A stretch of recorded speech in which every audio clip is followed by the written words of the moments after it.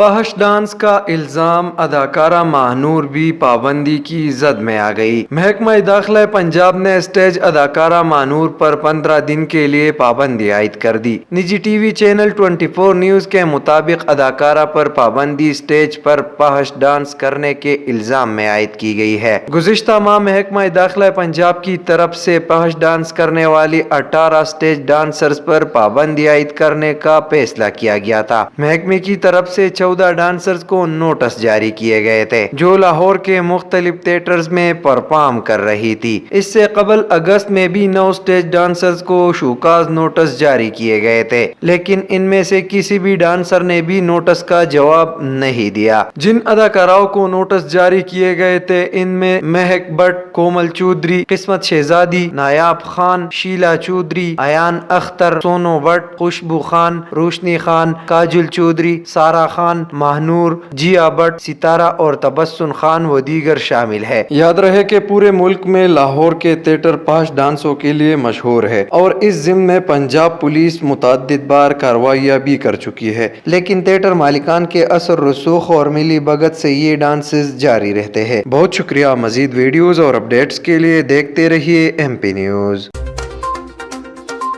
M P News Swat سمیت ملکی اور غیر ملکی خبریں آپ تک پہنچائے سب سے پہلے۔